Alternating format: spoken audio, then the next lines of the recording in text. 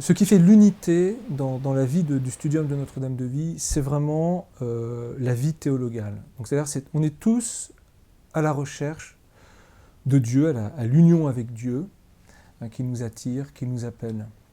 Et donc ça crée le dynamisme et ça unifie toutes les dimensions de nos personnes, du séminariste au professeur, en passant par le prêtre, etc. Ce qui fait la base de tout, c'est quand même l'Écriture sainte, c'est dans sa parole qu'il s'est révélé, donc dans le Christ, mais après consigné dans les Écritures, et l'Écriture lue dans la tradition. Alors, ce qui me semble important au studium, c'est que on va toujours lire l'Écriture dans la tradition et dans le magistère de l'Église, donc vraiment ce qui est de l'ordre de la foi. C'est même nécessaire de plonger les étudiants au contact de grands témoins de la foi qui sont reconnus d'une manière assez universelle dans l'Église. Donc les pères de l'Église, bien sûr, et en particulier Saint Augustin, et puis les théologiens du Moyen-Âge aussi, je pense que c'est important, comme Saint Bonaventure ou Saint Thomas d'Aquin. Et puis les grands théologiens du XXe siècle, comme le père de Lubac, ou Balthazar, ou Congar. Et puis, vraiment donner la foi de l'Église, le magistère, c'est très important. Et du coup, mais en même temps, il y a une dimension de recherche aussi. Et je crois que ce qui est important, c'est de toujours spécifier, en tout cas au niveau des professeurs, de dire voilà, ça c'est vraiment la foi de l'Église. Donc il faut rentrer dedans, il faut la comprendre, la creuser. Et puis quand c'est une opinion théologique, de l'ordre de l'opinion théologique et de la recherche, et de pousser les étudiants, en dire aussi, voilà, maintenant ce sujet, il n'y a rien de fixé ou de figé.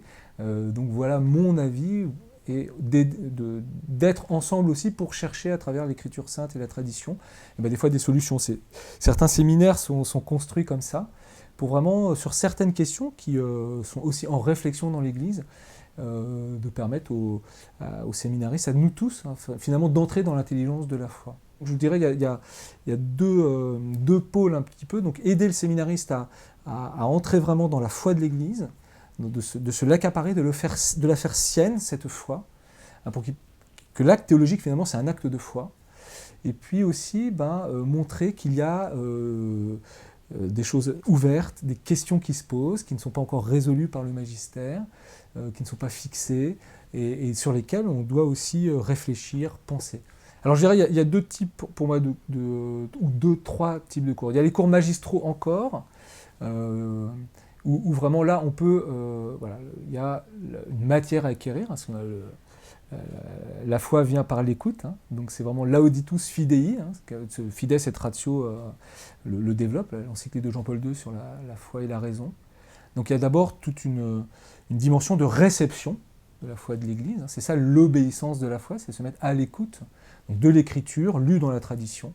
Donc ça, c'est donné par plusieurs cours magistraux. Et puis après, il y a les séminaires qui permettent soit de se mettre tous autour de la parole de Dieu et de l'écouter, ou des séminaires plus de prospective, de recherche, voilà, où à partir de sujets plus contemporains sur une matière, on va pouvoir faire des travaux, des exposés, des sujets qui sont vraiment de l'ordre de la recherche, où là aussi professeurs et séminaristes sont à la recherche d'une solution, voilà, d'une réponse à un problème difficile. Je pense que c'est important aussi pour donner une sorte de jugement pratique au niveau de la pastorale plus tard, lorsqu'il sera confronté à des situations humaines, existentielles, qui demandent du tact et de la finesse.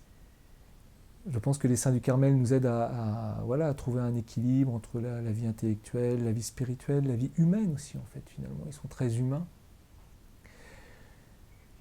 Et puis toujours pour moi, Dieu en premier. Dieu est vivant, Dieu est quelqu'un, c'est vraiment une personne, c'est vraiment... il est là, il est présent. Et ça, je pense que